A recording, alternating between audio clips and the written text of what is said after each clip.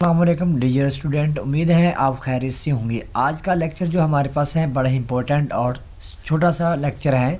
आज हम बात करेंगे डाटा कम्युनिकेशंस क्या है और इसके कंपोनेंट्स कौन से हैं।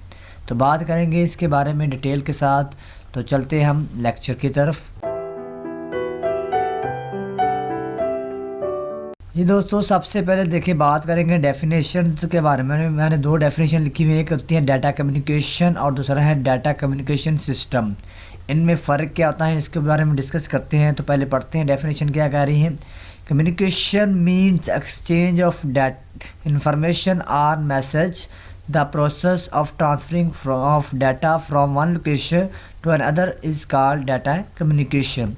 असल में कम्युनिकेशन का मतलब ही होता है डाटे को एक्सचेंज करना, तबादला करना। डाटे या हमारे पास इंफॉर्मेशन हो या कोई मैसेज है, उसको पैगाम को हमने एक जगह से दूसरी जगह या दूसरी जगह से एक पहली जगह पे लेके आना होता है।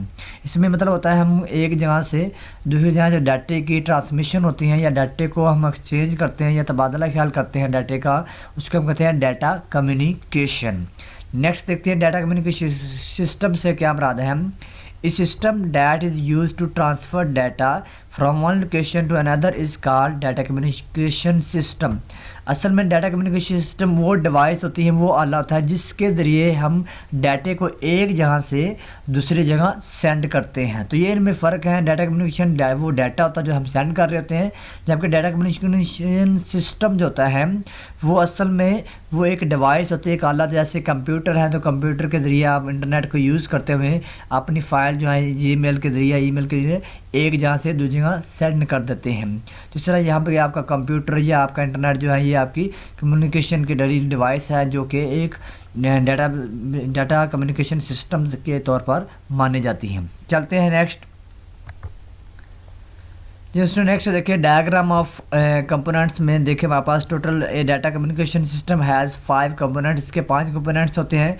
उनमें हमारे पास सेंडर होता है, रिसीवर होता है, मीडियम होता है, मैसेज होता है। उसके अलावा प्रोटोकॉल्स या हमारे पास इनकोडर या डिकोडर भी इसके लिए वर्ड यूज़ करता है। तो ये इसके डायग्राम है। यहाँ से सेंड करना है और यहाँ तक रिसीवर तक पहुँचने के लिए हमारे पास दरमियान मीडियम की ज़रूरत है, यानी मीडियम से मुराद पास या रास्ते की ज़रूरत है। उसका जो मैसेज आप भेज रहे हैं, जो इन्फॉर्मेशन, उसके साथ कौन से प्रोटोकॉल यूज़ किए जिसमें हमारे पास इनकोडर डिकोडर वगैरह आ जाते हैं। तो ये सारे मिलके हमारे पास कंपोनेंट जो हैं वो डाटा कम्युनिकेशन सिस्टम बनाते हैं।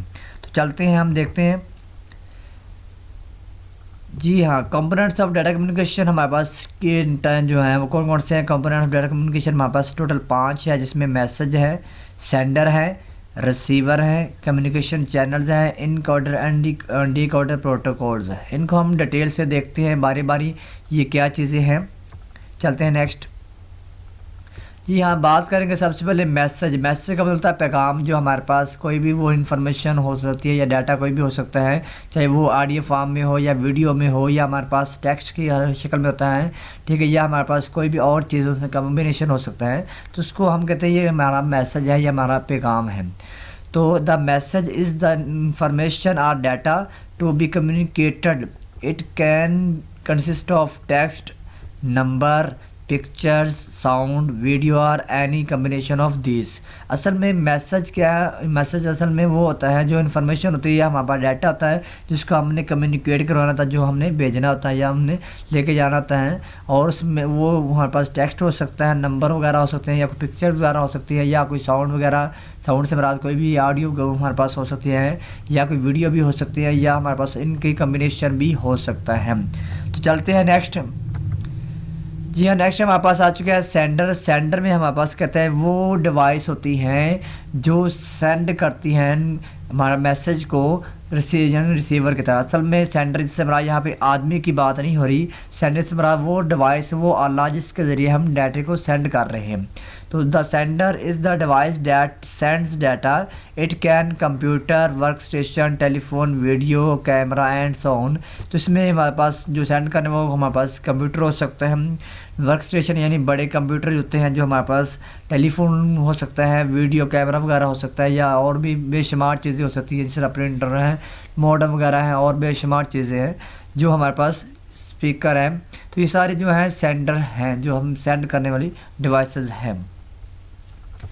नेक्स्ट साइड है हमारे पास होता है रिसीवर, जो जिस साइड पे मैसेज जाना होता है, जो वसूल करती है डिवाइस, उस डिवाइस को हम कहते हैं ये रिसीवर। ये भी हमारे पास कंप्यूटर हो सकता है, वर्क स्टेशन हो सकता है, टेलीविज़न हो सकता है, टेलीफोन हो सकता है, एंड सो ऑन, इसी तरह कोई और भी हो सकता है।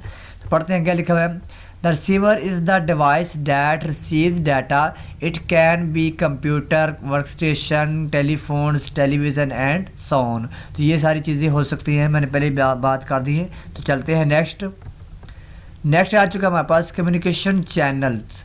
तो कम्युनिकेशन चैनल्स को कम्युनिकेशन पाथ भी कहते हैं, कम्युनिकेशन रूट भी कहते हैं। यहाँ पे मतलब है कम्युनिकेशन का वो रास्ता जिसके ज़रिए डाटा जाना होता है, उसको हम कहते हैं कम्युनिकेशन चैनल्स होता है। ठीक है, वो हमारे पास फिज़िकल भी हो सकता है, नॉन फिज़िकल भी हो सकता है, यानी उसमें गाइडेड मीडिया भी आ जाता है और अनगाइडेड मीडिया भी शामिल हो सकता है। गाइडेड वो होता है जिसमें हमारे पास वॉइस का इस्तेमाल होता है, और अनगाइडेड जिसमें वॉइस यूज़ नहीं होती, वायरलेस होता है। तो गाइडेड में हमारे पास आता है, हमारे पास जिस तरह ट्विस्टेड पेयर हो चुका है, या कोएक्सियल केबल है, या फाइबर ऑप्टिक्स केबल होती है। जबकि अनगाइडेड मीडिया में हमारे पास आती है माइक्रोवेव्स है, रेडियो वेव्स है, सैटेलाइट्स का यूज़ किया जाता है, या अल्ट्रावायलेट या रेडिएशन जो भी हम यूज़ कर रहे होते हैं वो अनगाइडेड मीडिया में आ जाते हैं। पढ़ते हैं इसको। The communication channel is the physical path by which a data travel from sender to receiver. असल में ये एक फिजिकल पाथ होता है, ये कनेक्शन होता है जिसके ज़रिए डाटा जो है सेंडर से रिसीवर तक जाता है। जो भेजने वाले हैं वो उससे जिसको भेजा गया है वहाँ तक पहुँचता है, यानी सोर्स से डेस्टिनेशन तक पहुँचता है। It can be twisted pair, ये ट्विस्टेड पेयर हो सकती है, कोएक्सियल केबल हो सकती है, फाइबर ऑप्टिक्स केबल हो सकते हैं, या माइक्रोवेव्स, रेडियो वेव्स या सैटेलाइट भी हो सकते हैं।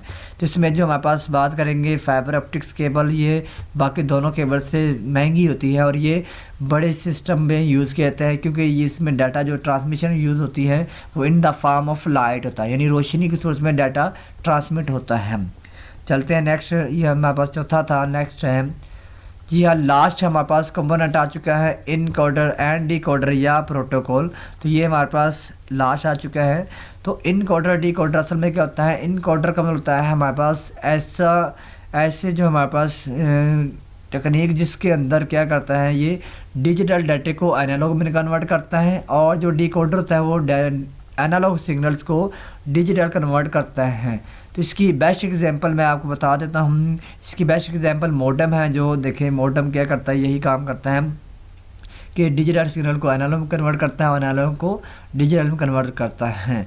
तो the encoder converts digital signal into analog signal from sending device. जिस तरफ से सेंड हो रहा होता है तो उस तरफ से ये क्या कर रहे होते हैं, डिजिटल सिग्नल को एनालॉग कन्वर्ट किया जा रहा होता है, और रिसीविंग साइड पे इसको एनालॉग से दोबारा डिजिटल में कन्वर्ट किया जाता है। तो and then send to the transmission medium. फिर इसको कन्वर्ट करने के बाद ट्रांसमिशन मीडियम के ऊपर, जिसको पाथ हम कहते हैं, चैनल बोलते हैं, उसके ऊपर भेज दिया जाता है। एंड द डिकोडर क्या करता है, converts analog signals to back digital signal from receiving side. तो रिसीविंग साइड वाली जो डिवाइस होती है वो उस सिग्नल्स को दोबारा कन्वर्ट करके, जो डिकोडर होता है वो कन्वर्ट करता है एनालॉग सिग्नल को दोबारा डिजिटल कन्वर्ट करता है और वापस दे देता है रिसीविंग साइड को, ताकि वो इसको इस्तेमाल कर सके। उसके साथ इसको प्रोटोकॉल भी बाद वाइज हम यूज़ करते हैं। पंजवां जो इसका होता है प्रोटोकॉल, जो असल में होता क्या है, ये कुछ रूल्स और रेगुलेशन होते हैं जो बताते हैं कि डाटा किस तरह एक सेंडिंग डिवाइस से एक रिसीविंग डिवाइस तक पहुंचना है। तो ये इसकी ज़िम्मेदारी होती है। तो इसमें मैंने लिखा the set of rules that ensure how data will transfer over a network. तो इन्होंने ये यकीन दहानी होती है कि डाटा किस रूल, यानी ये रूल्स होते हैं, ये बताते हैं डाटा किस तरीके से सेंडिंग डिवाइस से रिसीविंग डिवाइस के तक पहुंचेगा डाटा नेटवर्क के ज़रिए।